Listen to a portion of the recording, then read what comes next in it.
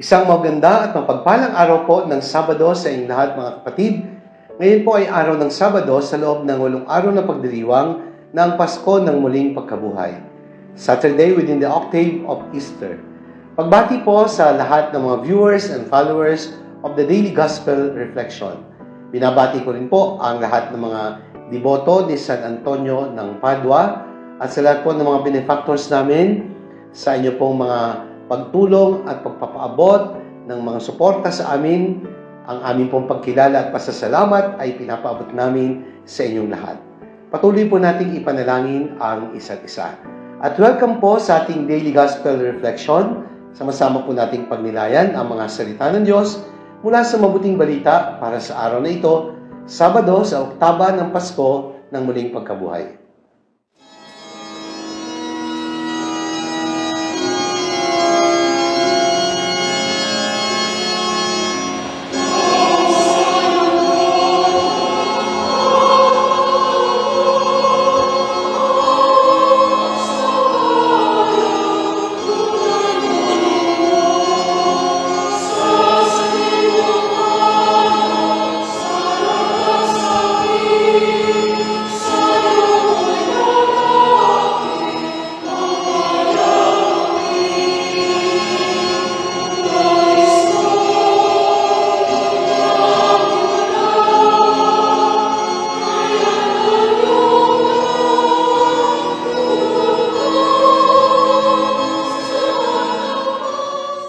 Mga kapatid, sa araw na ito, atin pong pagninilayan ang mabuting balita ayon kay San Marcos.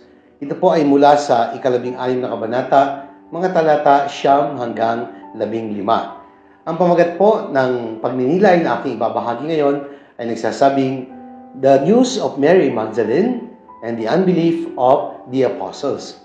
Inihatid po ni Maria Magdalena ang balita tungkol sa kanyang naging karanasan kung paanong nakita niya ang libingang walang laman at nakita niyang muling nabuhay ang ating Panginoong Hesus. Subalit ang mga alagad ay hindi agad makapaniwala. Sabi nga, this news is too good to be true. Parang hindi agad-agad madaling paniwalaan. Napakaganda ng balita para maging totoo. Kaya ang mga alagad hindi agad nakapaniwala. Mary Magdalene is known as the first witness to the Lord's resurrection. Isang babae po ang unang saksi sa katotohanan ng muling pagkabuhay ng Panginoong Hesus at siyang unang nagatid ng balita sa mga minamahal na alagad ng Panginoon, subalit ang babae ito ay hindi agad pinaniwalaan. Hindi po ito nagkataon, hindi aksidente. May plano ang Diyos kung bakit isang babae ang ginawang unang saksi ng katotohanan ng muling pagkabuhay ni Hesus. Ang tawag nga po ni Santo Tomas de Aquino kay Santa Maria Magdalena ay the Apostle of the Apostles, sapagkat siya ang unang tao na hinirang at pinili para maging saksi sa muling pagkabuhay ng Panginoon. And throughout the New Testament, marami pong interactions ang Panginoong Hesus sa mga kababaihan. Kahit na may batas na nagbabawal to interact with women, pero ito po ay binabangga ng ating Panginoong Hesus. Malaya siyang nakikipag-usap sa mga babae. Malapit ang puso ni Jesus sa mga itinuturing na second-class citizen sa lipunan noong mga panahong iyon. And women were considered as second-class citizens sapagkat ang mga babae ay binigyan ng halaga at papel sa buhay ng Panginoong Jesus. O di nga ba, ang mga babae po ang naghanda para sa paglilibing sa ating Panginoong Jesus, yung paglalagay ng langis sa katawan ng ating Panginoon. They were the ones who were present when Jesus was on His way to His crucifixion doon po sa Kalbaryo. Kaya hindi binabaliwala, binibigyan ni Jesus ng halaga ang mga kababaihan. And women basically had the role of being intuitionally and emotionally in tune with Jesus. They are receptive, while men are known as doers. Jesus counted on men for action, and He counted on women for understanding. The unbelief of the apostles. Ang mga alagad ay hindi agad naniwala sapagkat, sabi ko nga, masyado magandang balita para maging kapanipaniwala at totoo.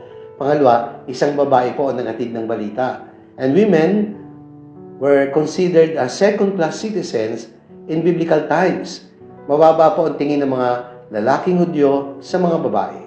Sino ka para maghatid ng mabuting balita tungkol sa pagkabuhay ni Jesus? Parang ganun eh. Pero, sabi nga, kahit sino pa ang nagdadala ng balita kung totoo, ang katotohanan ay mananatiling katotohanan. The apostles were stubborn, they were mourning, they were weeping, and yet they were blinded by their ignorance and the true understanding of the meaning of the Scriptures. Sinabi ng Panginoon, piniliwanag ang banal na kasulatan, hindi pa rin sila makapaniwala. But Jesus did not despair on His apostles.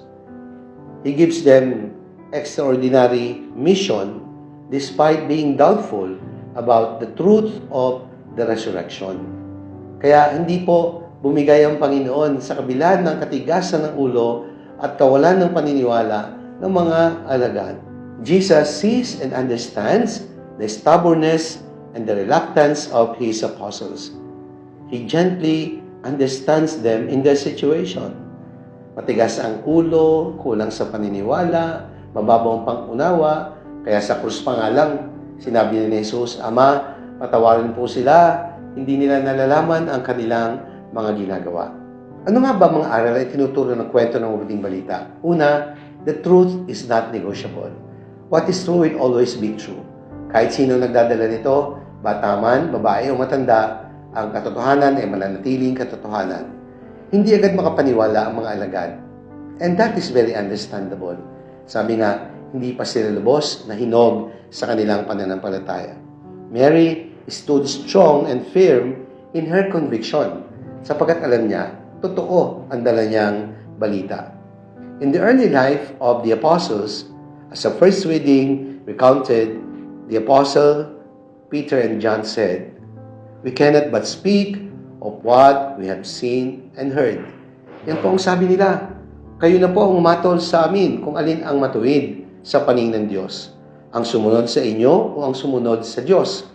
Hindi maaaring hindi namin ipahayag ang aming mga nakita at narinig.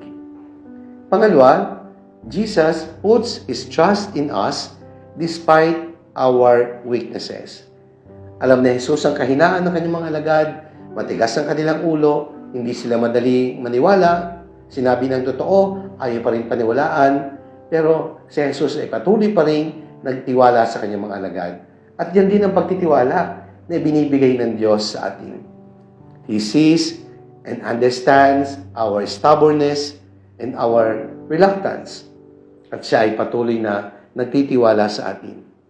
And gently and calmly, He sends us to the mission of proclaiming the truth about His resurrection. Na maging mga saksi tayo sa katotohanan ng muling pagkabuhay. Sabi nga ni San Pablo, kung hindi muling nabuhay ang Panginoon, tayo ng pinakangkawawang nilalang sa buong mundo. Pangatlo, the truth about the Lord's resurrection remains an infallible truth of our faith. Hindi ito mapasisinungalingan. Hindi ito mababago. Ang totoo ay mananatiling totoo. Si Jesus ay muling nabuhay. Life begins from the time of our conception, and our life does not end when in death, our bodies are finally laid to rest. Hindi naman po sa libingan natatapos ang kwento ng ating buhay. For a believing person, life comes from God, which in the end naturally goes back to God. Bakit? Sa Diyos po tayo nanggaling eh. Sa Diyos din tayo magbabalik. And so from death, we move from a life that is temporary to a life that has no ending. Sapagkat sa kamatayan, isinisilang ang tao sa piling ng Diyos sa buhay na walang hanggan. Death is not a way that leads to nothingness. Death is not a way that leads to uncertainty. It is a way that leads to God who is our everything. And that is a way that leads to a life with God in eternity. Kaya mga minamahal na kapatid, sa pagninilay natin ngayon, naway ating maunawaan ang katotohanan ng muling pagkabuhay ni Jesus ay hindi kayang pasinungalingan. Kahit sa simula tayo magdududa, hindi agad makapaniwala dahil sa kakulangan ng ating kakayanan at kakulangan ng ating pananampalataya. Naunawaan tayo ng Diyos. Pero ang totoo, ay mananatiling totoo. Manalangin tayo. Ama naming makapangyarihan, maraming salamat po sa biyaya ng muling pagkabuhay ng iyong anak. Sapagkat dahil dito, nagkaroon ng kahulugan ng aming buhay at naunawaan namin ang katotohanan na hindi kamatayan ang dulo ng aming paglalakbay sapagkat ang buhay nagsimula sa iyo at ito rin ay magbabalik sa iyo. Amen.